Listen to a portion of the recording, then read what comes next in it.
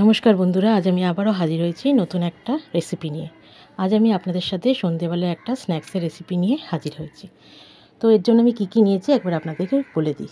নিয়েছি সেদ্ধ করে রাখা বাঁধাকপি, পেঁয়াজ কুচি, লঙ্কা কুচি, আদা বাটা, থেতো করা রসুন, ডিম, সেদ্ধ করে রাখা চাউমিন আর চিকেনগুলোকে আমি ছোট ছোট করে টুকরো করে নিয়েছি।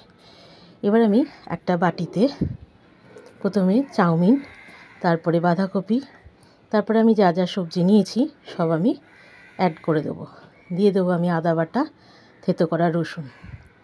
তারপরে আমি বাইন্ডিংয়ের জন্য এখানে দিয়ে দেবো 2 চামচ ময়দা, 2 চামচ কর্নফ্লাওয়ার আর 2 চামচ চালের গুঁড়ো। তারপরে দেবো স্বাদ মতো নুন আর 1 চামচ গোলমরিচ। এবার আমি দিয়ে দেবো 2 চামচ মতো ভিনিগার আর 1 চামচ সয়া সস, আর দেবো 2টো ডিম। এবার আমি এগুলোকে একসাথে সুন্দর করে চটকে চটকে মেখে নেব। মাখার সময় যদি আপনাদের আর একটু চালের গুঁড়ো কিংবা বেসন দরকার হয় তাহলে সেটা অ্যাড করে দেবেন। এবার মাখা আমার কমপ্লিট। এবার কড়াইতে আমি তেল গরম করে নিচ্ছি। তেল গরম করে নিয়ে এবার আমি এগুলোকে পকোড়ার আকারে সুন্দর করে গোল্ডেন ব্রাউন করে ভেজে নেব।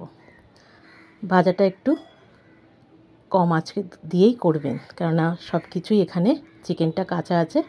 একটু লো আঁচে করলে, লো টু মিডিয়াম আঁচে করলে তাহলে চিকেনটাও সুন্দর করে সেদ্ধ হয়ে যাবে এবং পকোড়াগুলো সুন্দর মুচমুচে করে ভাজা হবে। তো আমি অল্প অল্প করে পকোড়ার আকারে এগুলোকে ভেজে নেব। ভাজা হয়ে গেলে পরে এগুলো আমি সুন্দর করে টমেটো সস দিয়ে সার্ভ করব। বর্ষাকালে সন্ধ্যেবেলা চায়ের সাথে এই পকোড়াটা জাস্ট জমে যাবে। অসাধারণ হয় এই পকোড়াটা। এই পকোড়াটার মধ্যে অনেকগুলো সবজিও থাকে, চিকেনও আছে।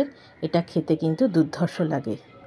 এই রেসিপিটি যদি আপনাদের ভালো লেগে থাকে অবশ্যই বাড়িতে বানাবেন বন্ধুরা, এবং বাড়ির সকলে মিলে মজা করে খাবেন।